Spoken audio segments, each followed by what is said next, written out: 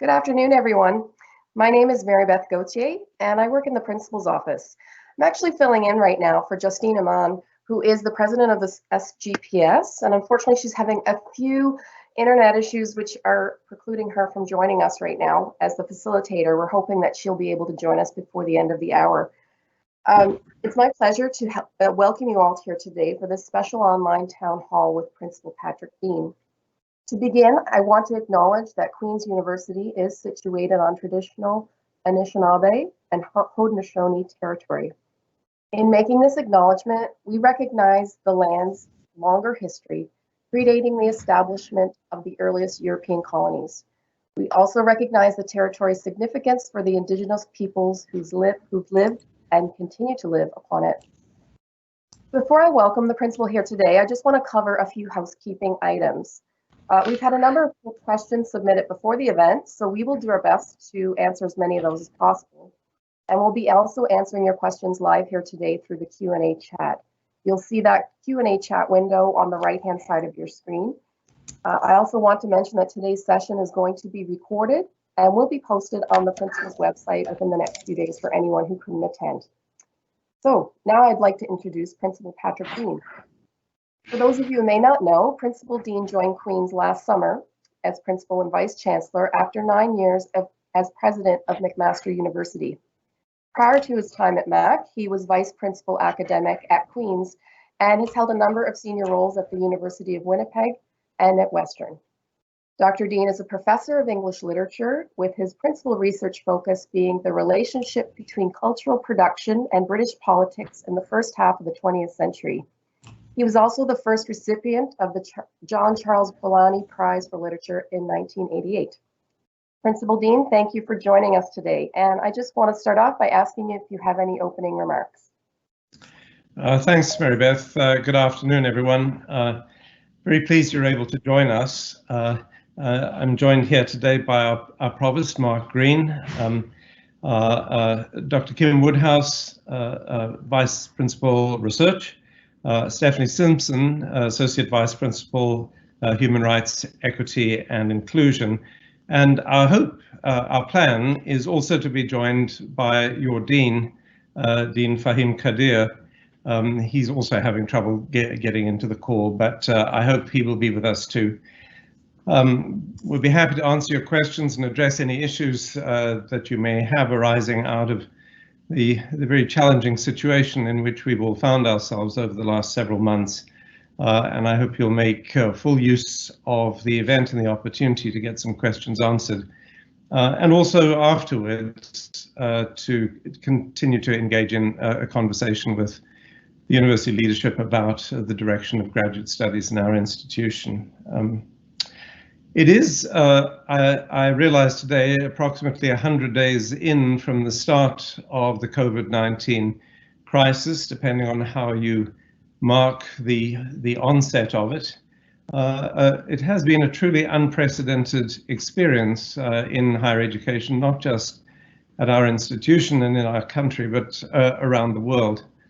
And institutions have been severely challenged to continue to do their work in circumstances that are often far from propitious.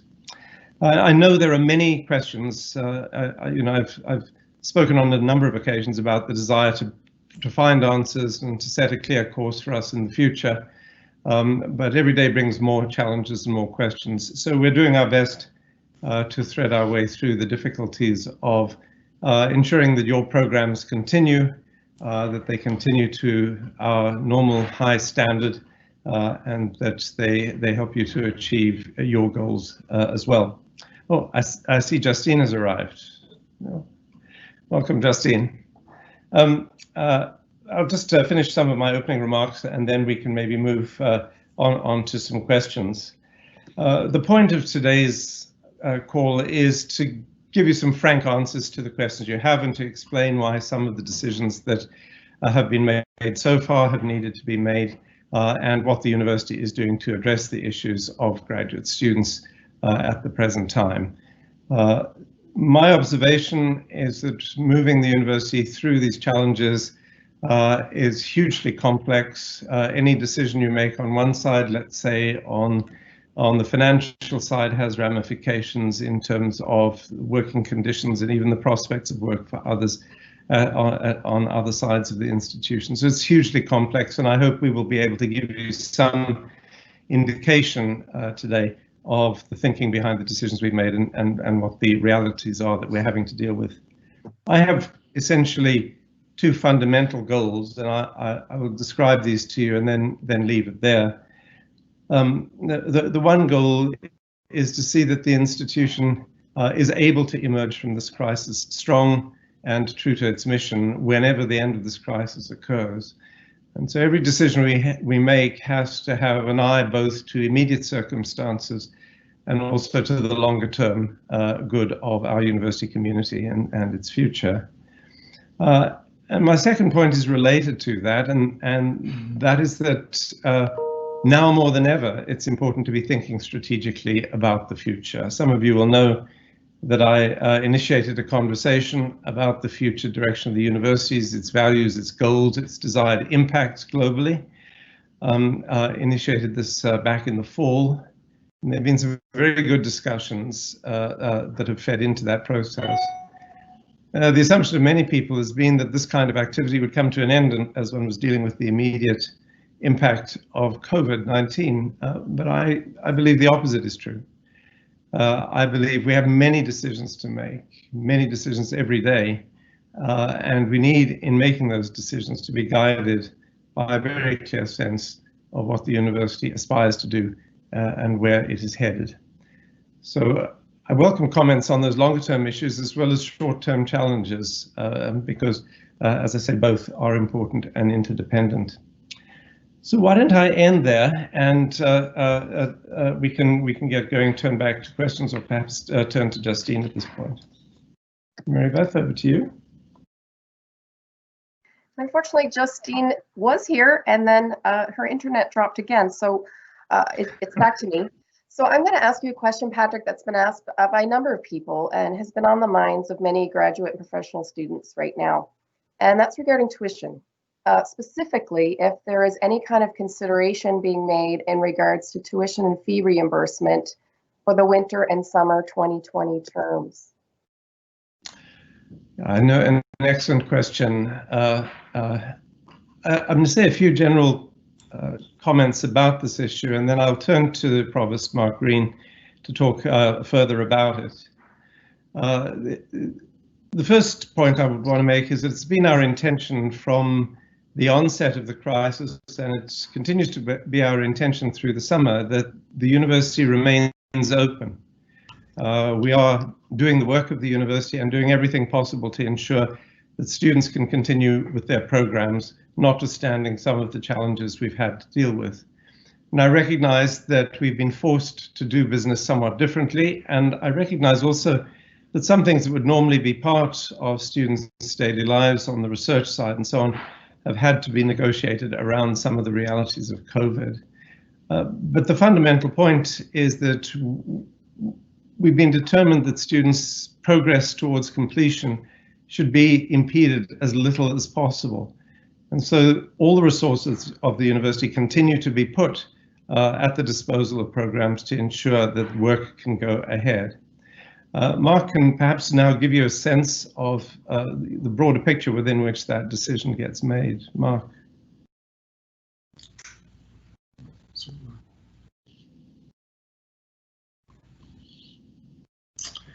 Thank you very much, Patrick. And yes, that it is a difficult situation, and we know that many graduate students are facing some challenges at this time.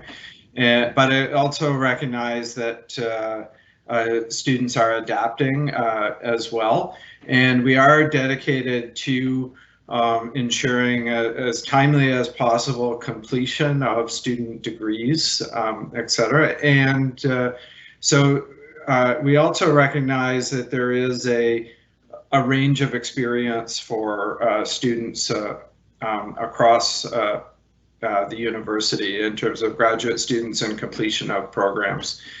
So those graduate students who are in some course-based programs are being offered online, of course, are able to complete those. Those who are, doing, writing up theses and things may be able to do that remotely, and that students who need access to laboratories are getting some of those experiences with the reopening of laboratories.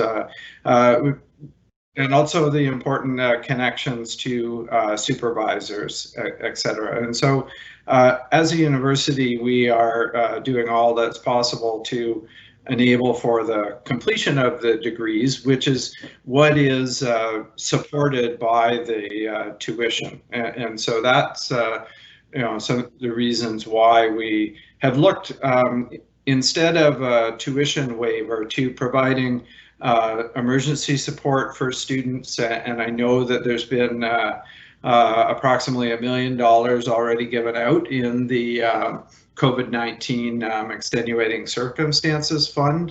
That's specifically to the graduate students. Additional funds have been given for undergraduate students as well, and that's almost 1,000 graduate students have been supported in that way. And I know also similarly all of the support that supervisors are providing and looking at ways for adapting circumstances according to the situation that students are in. So perhaps they can shift the focus of their work in the current moment so that they don't lose momentum towards their degree. Now, I recognize, yes, that there are some disruptions and some more than that. Other support financially for those who have lost income. We know that for domestic students, there is also from the Canadian government, the CESB, and for both domestic and international students who had paid employment that they lost, then they can be eligible for that. So for all those reasons in the sort of range of supports that happen to be available, that's why we're not refunding or discounting tuition in a broad sense.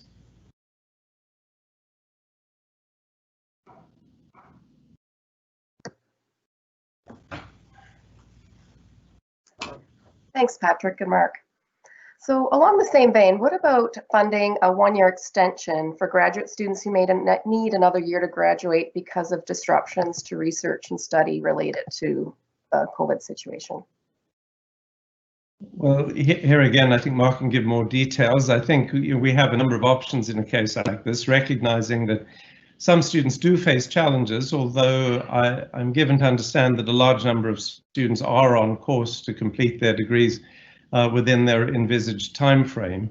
And it's considerations of that sort that I think have made us think that we needed a protocol that was a little more tailored to individual cases rather than a blanket extension for all students. It makes a lot of sense given the large number who are headed for completion in accordance with the usual timetable. Mark, would you care to talk a bit about the protocol? Yes, thank you, Patrick.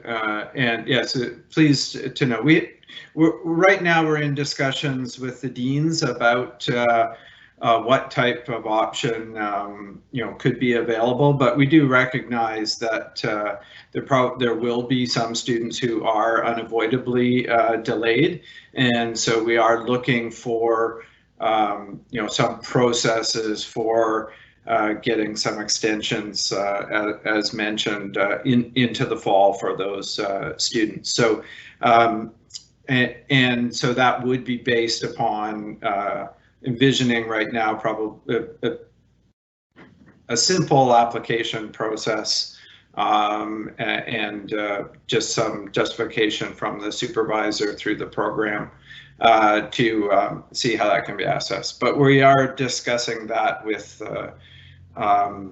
with the deans right now to sort of see what options would make the most sense and ways doing that. But certainly we are looking for that. I think, in this, I guess, put some context in the scale that even if with a 1 year, some estimates, the financial costs, even of support for one term would be a couple of $1 million, and that to put in context, that's greater than the budget for the total budget for the School of Graduate Studies. So just to sort of let people know sort of the magnitude of some of the impacts of what we're trying to do here. So, but certainly we are dedicated to supporting students. We understand that is really, really important, and looking for viable ways that can be done. And I know lots of investments have been made over the summer, as previously mentioned, both from emergency funds, and also I know in individual departments and in faculties have also provided additional funds for students in this summer term. So, thanks. I could add, so just to again put some numbers on this, I gather that since late March, there have been 100 thesis defenses and another 200, I think, expected by the end of the summer.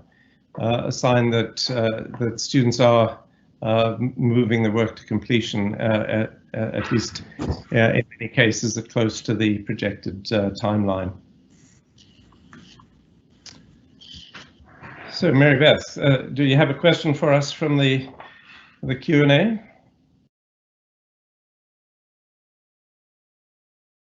Oops. You're muted, Mary Beth. Sorry.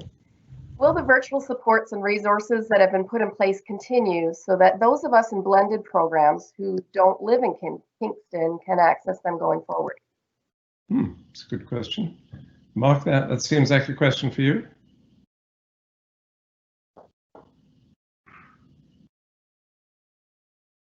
Hi.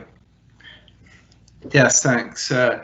Yes, certainly we do recognize that there will be situations in graduate programs that students either can't return to Kingston or perhaps for health concerns would not want to return to in-person classes or in-person activities.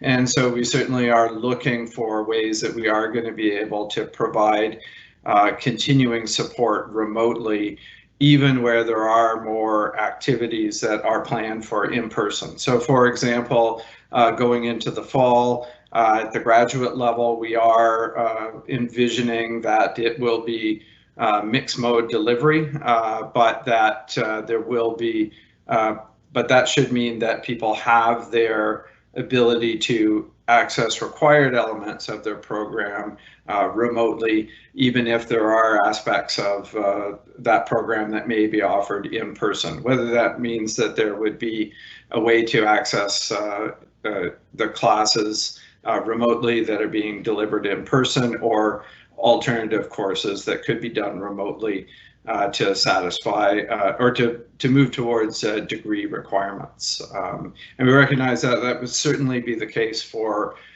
international students who may not be able to physically come to campus in September because of right now situations with delays with study permits, etc. So certainly those are things that we're taking into account in all of our planning for graduate students.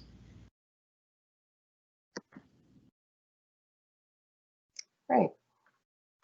So another question that we've had come in is about library budgets. Will library budgets at Queen's be increased to support the acquisition of electronic resources due to increased need? Patrick, did you want to take this, or Mark? Well, I can start, and Mark can expand on it too. I think we do recognize, in some ways, an observation I was going to make in response to the last question is that we may come through the COVID crisis into whatever that will look like. It's hard to predict, but there'll be some things we'll have put in place to support students during and their work during the crisis that we may wish to retain. And I think certain kinds of online resources in the library which have been deployed specifically to address, let's say, research needs of graduate students and faculty researchers at the present time, we may wish to continue to support, so long as they don't become redundant by virtue of some other resources being kicking back in at the end of the COVID crisis. So, I mean, it does seem to me a desirable thing that if we've expanded and deepened our resources, learning resources in the library, we should try to retain them wherever possible. I don't know if that seems reasonable, Mark. This is not an issue you and I have discussed before, but it does make sense.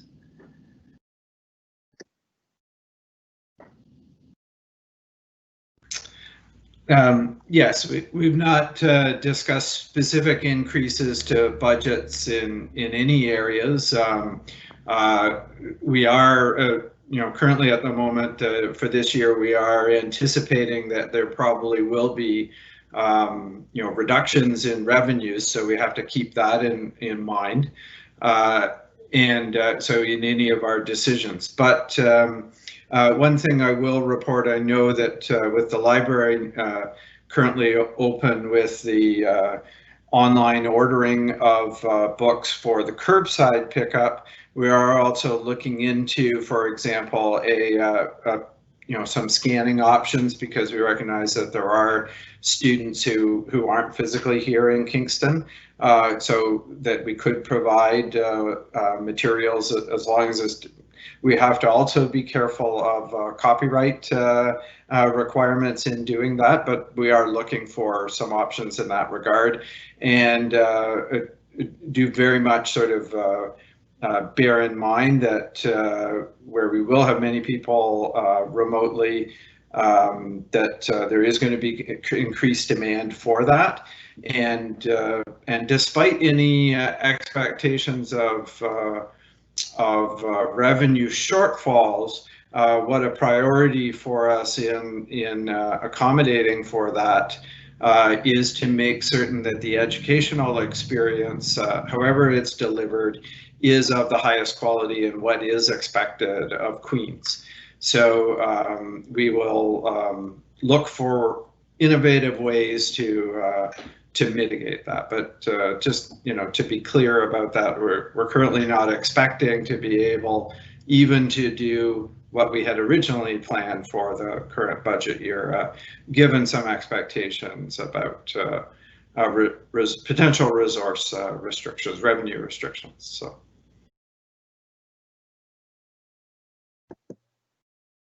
Okay, another question we've had come in is about wondering if we've decided what programs will be delivered online, both for undergraduate and graduate students. So this is a complex question of how we prioritize which programs need to be or can be offered in person and which should be online.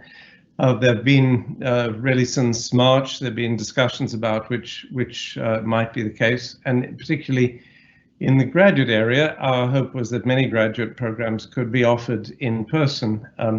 That process of deciding continues. I'll turn things over to Mark to talk about how those decisions will get made.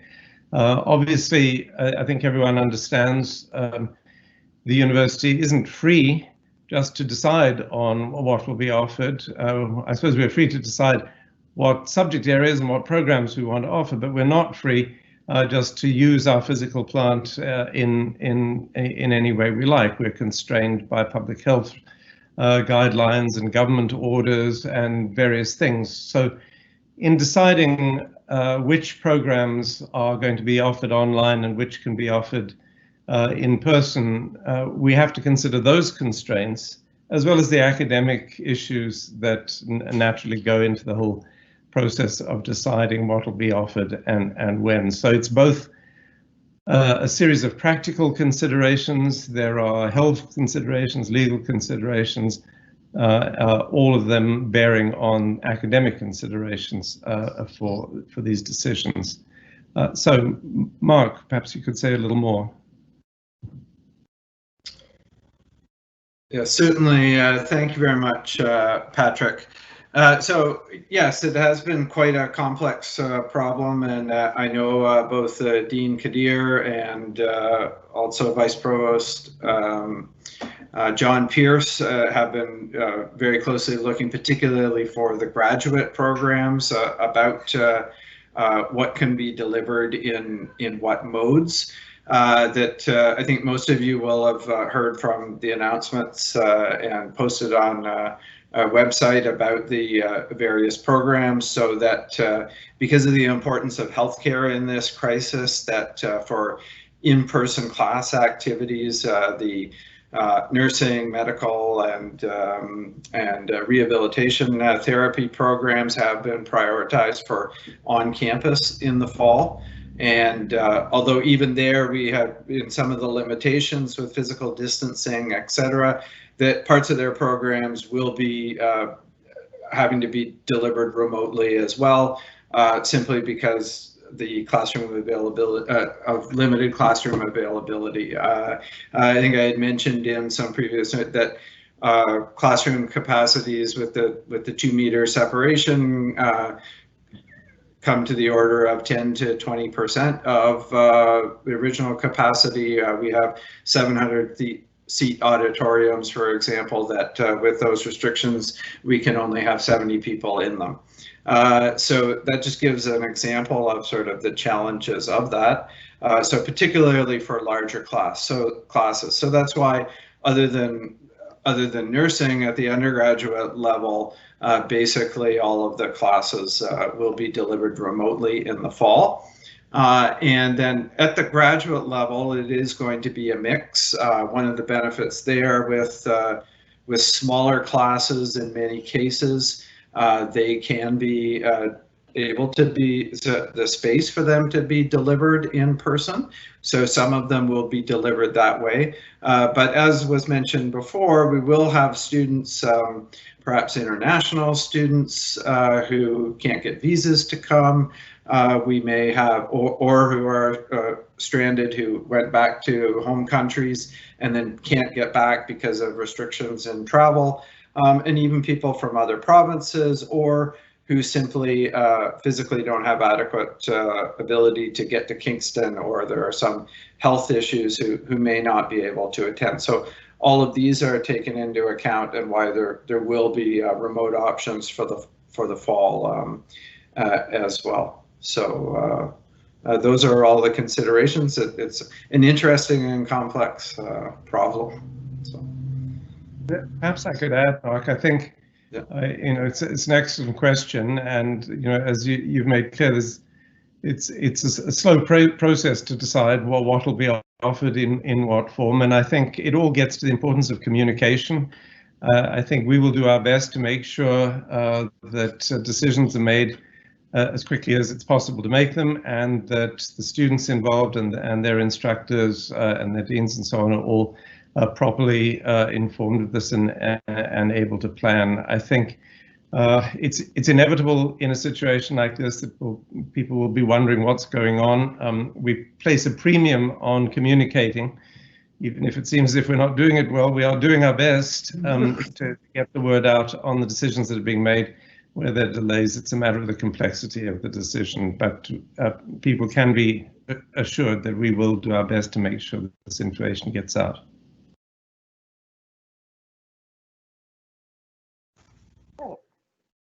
Thank you. We're just going to move away a little bit from the current COVID situation for a moment. And I'd like to ask you about the current discussions happening in society and in our larger community around anti-Black racism and the Black Lives Matter movement. What is the university doing to help Black graduate students and all other students of color feel safe, heard, and thrive at Queen's? Well, that is a really, really important question, and I'm pleased it was asked.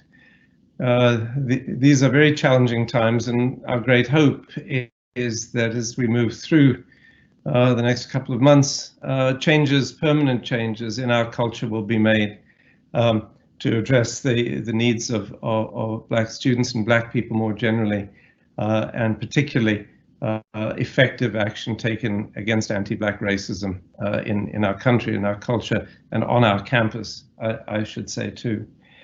I think most people on the call will be aware that working with the Black Students Academic Society, the university has put in place a number of measures that are intended to support and to sustain Black students and to make them thrive here on campus.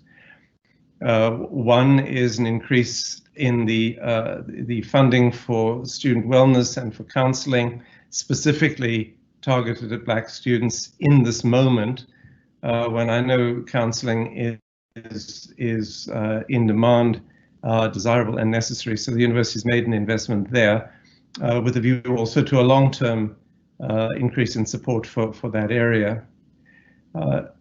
Equally important is supporting Black students and Black student organizations in organizing initiatives that are intended to address the whole issue of anti-Black racism and any other issues that are critically important to the Black community and therefore to our community as a whole.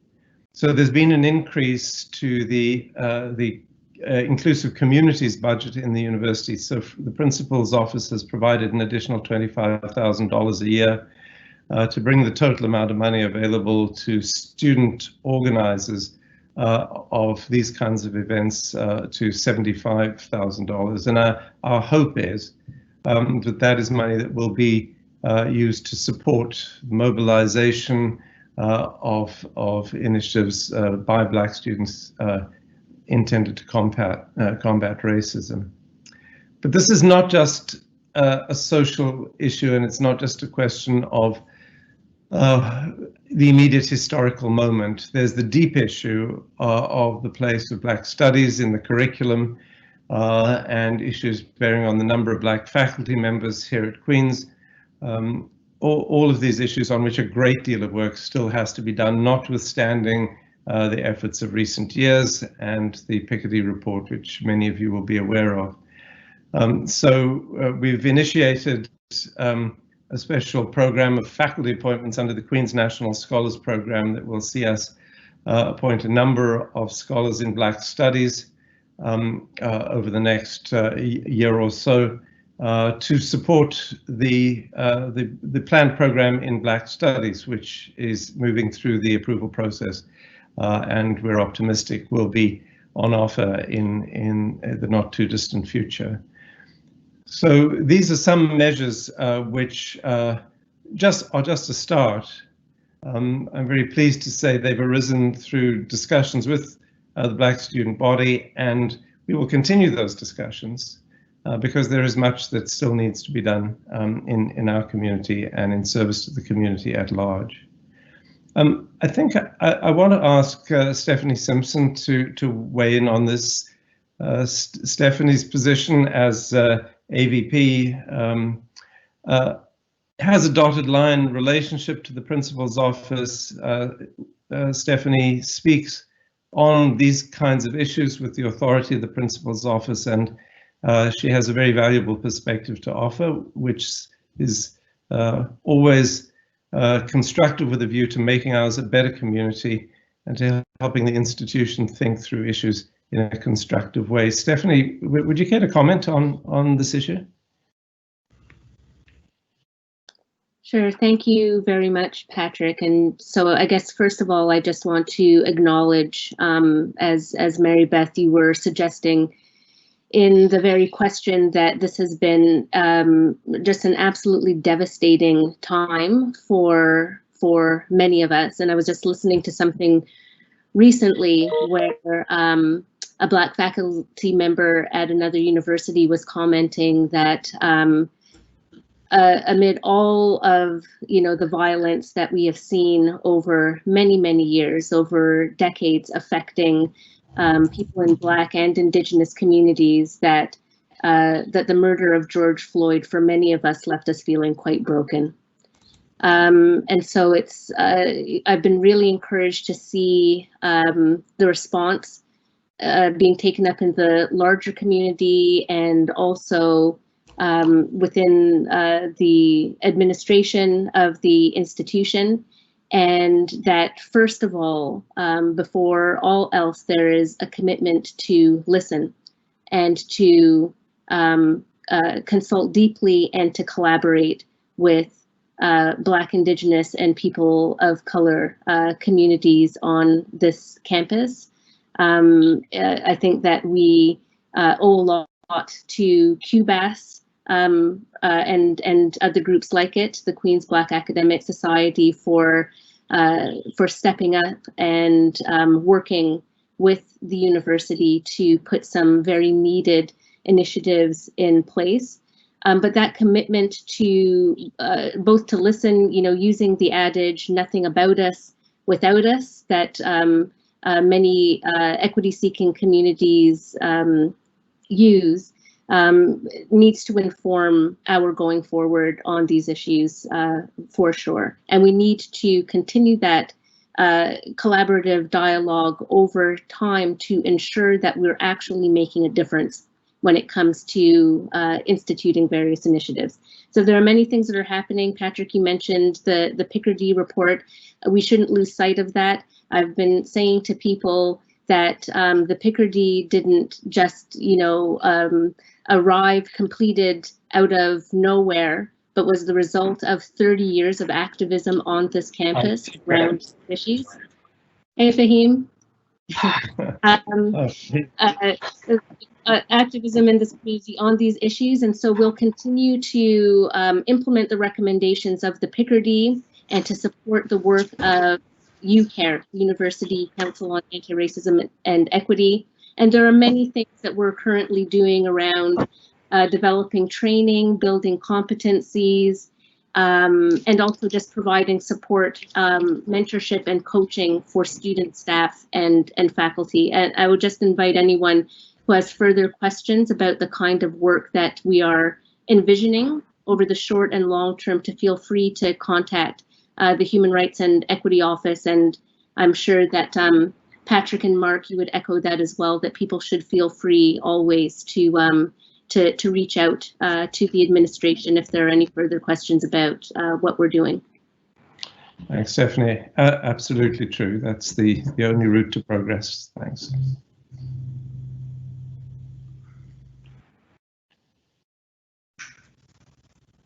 Oh, you're muted, Mary Beth. I think I would learn that by now. Yeah, we're very happy that Dean Kadir has joined us as well. I'm going to ask another question that's come in through the Q&A. That's from Khalid. Are there any plans to provide any allowances for internet connectivity for graduate studies as we move toward remote work in the fall? That's a good question. This might be one we could pass to the Dean and to Mark. I can't answer the question, but it might well be that that's under consideration. Yeah, maybe Fahim, do you want to address that? This is one of the major issues we are now dealing with. We haven't really come up with any alternative, but there are two ways of really looking at this issue. There are international students who wrote to us or also explained the challenges they face because of the bandwidth.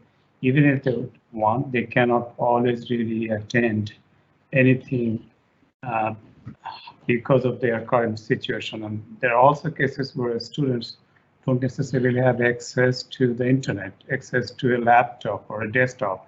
I think it's a larger equity issue that we have to think of addressing in some ways. We have not really managed to address it. Yesterday, in fact, Mark was part of the discussion. We thought about inviting students to the library where students can access the internet and other computer facilities to do their work. That's the first step in the right direction, but it does not obviously address the larger question of accessibility.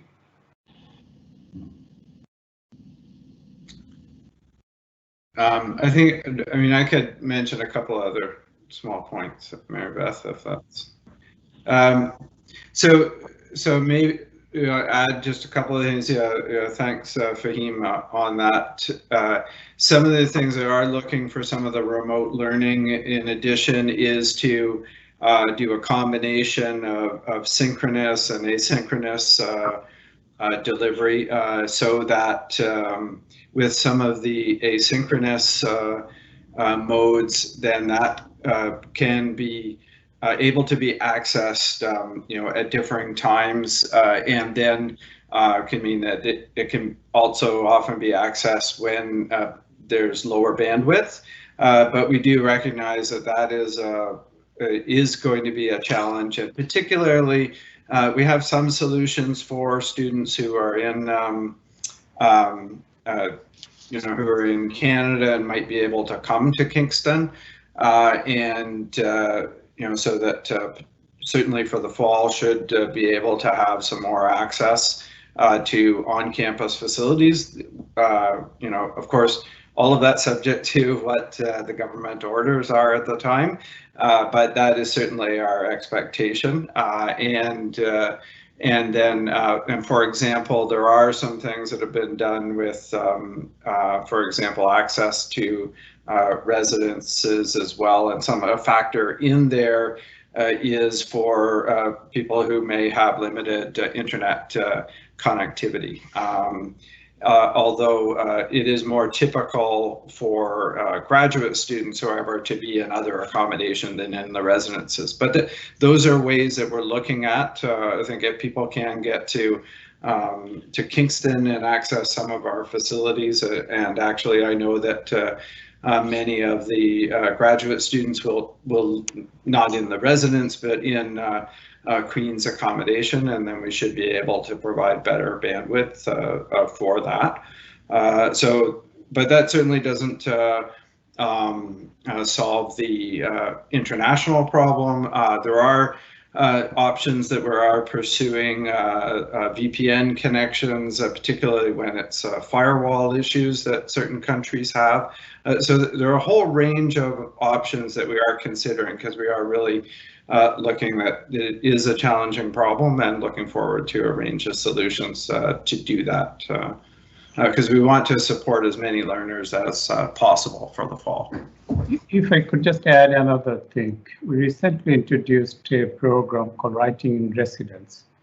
It is not going to address the larger issue, but the students have difficulties working from home for many different reasons. They cannot access the internet, and even if they do, they may not necessarily be able to concentrate on writing. We created a program for students, graduate students who are in the process of writing, to stay in the residence, access the internet, and be able to focus on their dissertation for a period of between 1 week to 2 months.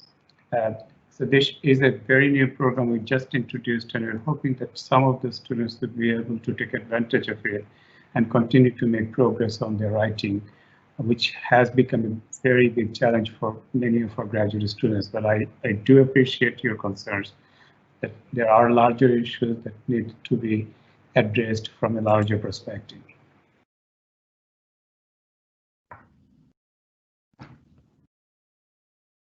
Okay, thank you. We did have a few questions ahead of time about the process overall of returning to campus, and was wondering if you could talk a little bit about that, what that might look like. What's the plan for reopening campus to everyone? Are there priority areas or guidelines for getting people back to campus safely? I'm sure we can all talk to this. I'll start off. So yes, there are guidelines. And of course, because we have to do this in a way that keeps people safe and healthy, and also allows the work of the institution to continue or to be resumed where it has been discontinued, and to do so in a way that keeps us compliant with expectations of public health and so on. Of course, the challenge is that those things change all the time, or at least are likely to change considerably. So we're in the process of developing protocols and guidelines for the way in which buildings will be reoccupied, labs will become, if they aren't open already, they will open over time, offices will come back online, all of these things, but we still have to observe physical distancing. There is right now, of course, still a limitation on the number of people who can gather together in one place, and so these are hugely complex, and earlier on Mark did describe to everybody, the challenges that come to do with rooms and calculating how many people can safely be in a room compliant with the regulations, and how small that is relative to our normal use of those rooms. So a huge number of complex issues like that. But people, I think, should be reassured. We do have guidelines for how this will happen. We have processes in place to keep people safe. What's needed in buildings is being provided. There are arrangements for cleaning being made so that buildings, as they are opened, are kept clean according to a particular schedule, and so on. So all of that is good, and as I indicated earlier on, that information has to be grafted onto the academic needs and plans of the institution. But we've come a long way in developing protocols and guidelines, and partly through the work already done with regard to opening labs. So I'll turn it over to Mark, and I know Mark would like to ask Dr. Woodhouse to talk to this as well. Yeah, certainly. Thank you, Patrick. Yes, so we are very interested in continuing the processes of opening access to campus, and that has been going on for some time. One of the things that we're closely monitoring is what do the various stages with the province mean, and what are the impact for us on that. Since we don't know in advance what the province is going to announce and when, we are looking at a range of scenarios. So previously, it had been announced about the Principal Steering Committee on COVID-19 response, and out of that we formed a number of groups that have now led to basically three overall groups sort of reporting to three of the vice principals.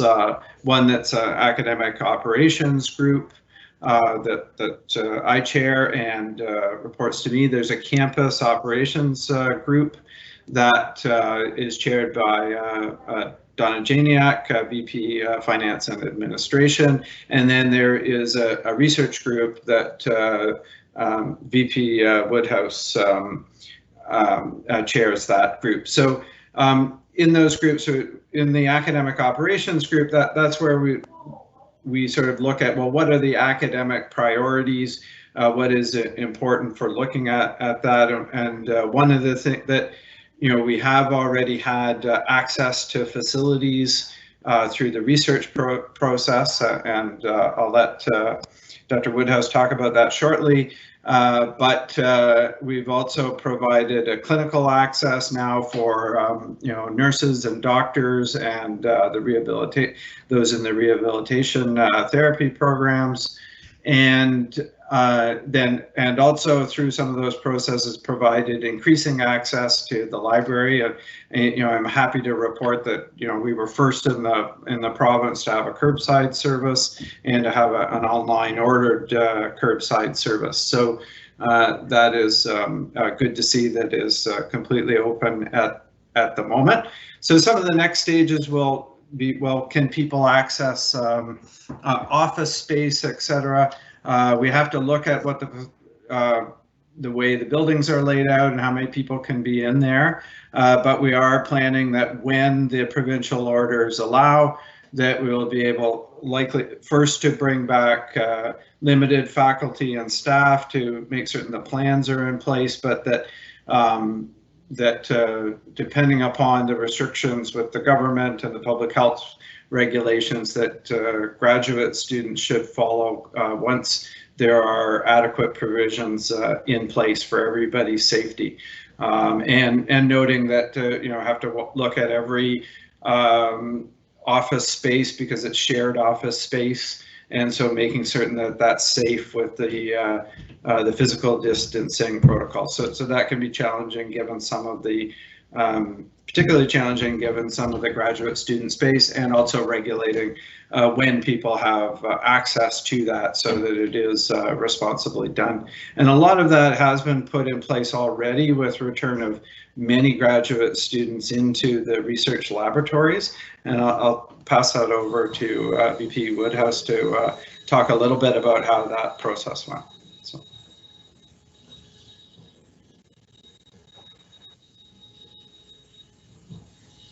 So I'm live now?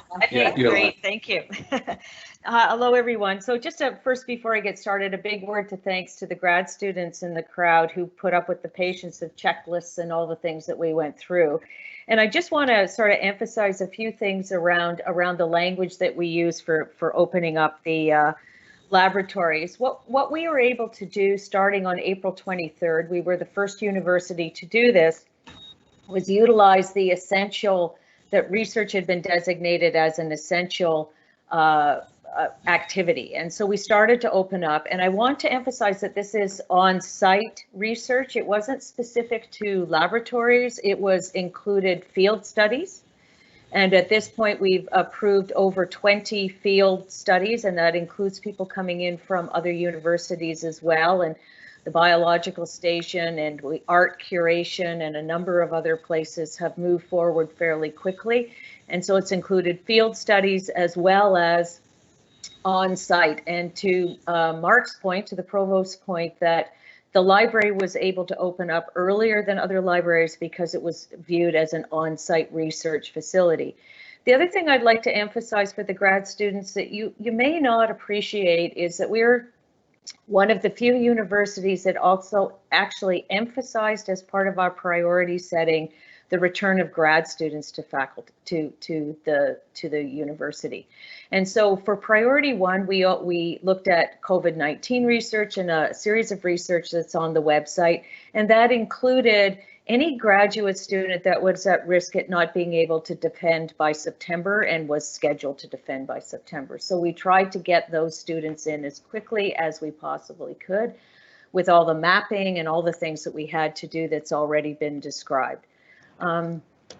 As we moved into priority two, which is for grad students who are at risk of not graduating by December, it became very clear that the centralized methodology that we were using wasn't going to be effective, and that's now being handled at the faculty member, at the faculty level. And what happened with priority one is we brought in over 400 researchers, most of whom are graduate students, postdoctoral fellows. And as we move into priority two very quickly across the university, most of those students most of those researchers are graduate students as well. So I'm pleased to say that we've been able to do this. It's taken a lot of work on the part of particularly the associate deans of research, and I'd like to thank them, but also for you, for the grad students, for your patience as we work through all the physical distancing requires. Every laboratory was mapped, every pathway that you were to take to get into the buildings has been mapped. We had to make sure that we had the proper protective equipment if it was needed, etc. So that's the process that we took. And we continue that on as it moves through the faculties, and they map each building and continue to bring graduate students and researchers back to site. Thank you, Dr. Woodhouse. We just have a few minutes left, and I'm going to turn it over to Patrick, Principal Deane, for his final thoughts. Thanks, Mary Beth. Since Dean Kadir was having such trouble getting on at the start, I wouldn't mind giving him a few minutes right at the end to make some observations for him. I'll just end my remarks by saying to the students, our approach throughout has been to do whatever we could to support students on an individual basis. And you know, I would encourage students who still have outstanding issues to approach their supervisor, to approach the grad school. We are keen to make sure students are well supported and able to complete their programs on time and in the best way. As I said at the start, as far as we're concerned, it's full steam ahead on the business of the university, and that includes the research projects and programs of study that involve graduate students. and where the routines of normal graduate student life don't seem to be standing up in the COVID crisis, do please let us know, because I know, and here I will speak from my knowledge of Dean Kadir, the success of every student is critically important to him and to all of us. So having said that, Fahim, do you have any comments you'd like to leave with the students at this point? Thank you, Principal Deane. I'm really sorry that the technical difficulties forced me to be away for such a long time. And when the crisis occurred, the immediate focus for the School of Graduate Studies shifted towards two very important issues, which we consider critically important, one of which is to ensure student success by supporting you achieving your academic milestones. So some of the things that Principal Deane and Provost Green have already mentioned, we took on some of these things immediately to make sure that you get through the process as quickly and as painlessly as possible. And a number of initiatives we took on, including the possibility of holding remote dissertation, was a complex initiative. We had to change our protocol, get involved with IT and other services to make sure that you're not unnecessarily delayed by even a single day. And I also know one of the bigger challenges for you is to receive support from your supervisors remotely. So he crafted out plans to help supervisors and assist graduate students in receiving the support in meeting your academic goals and objectives. There are a number of things that we have done. The second most important thing was to also support you financially to ensure that you get through this difficult time as quickly and as painlessly as possible. So one of our primary focuses was to make sure, and this is one of the few universities in Canada that has done so, to make sure that your financial commitments are fully met.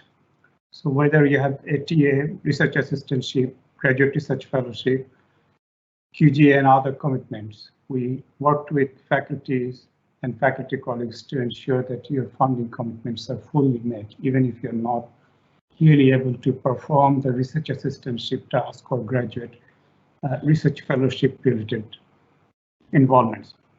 And we were also introduced an emergency bursaries for first international students and domestic students. I know that about 980 students received bursary support from the university.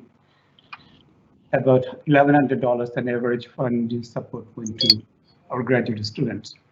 We also worked with programs and faculty members, individual faculty members, to make sure that whatever the funding support we can extend to you to get through this difficult time.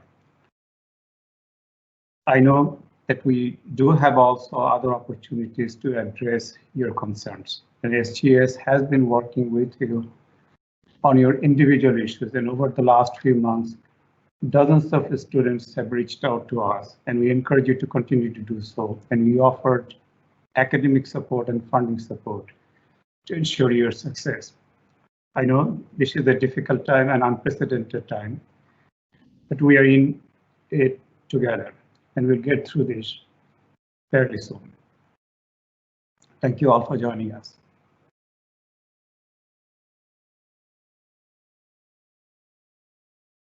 Oh, muted, Mary Beth. Thank you very much, Dean Kadir and Principal Deane, for joining, and all of you for joining us today. We're sorry we've gone just a little bit over with time. As a reminder, this event will be recorded and posted on the principal's website in the coming days. I hope you have a wonderful day and a wonderful weekend. Thank you. Thanks, Mary Beth. Thank you, everyone.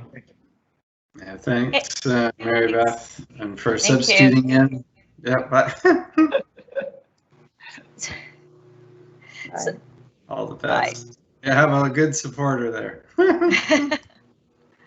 So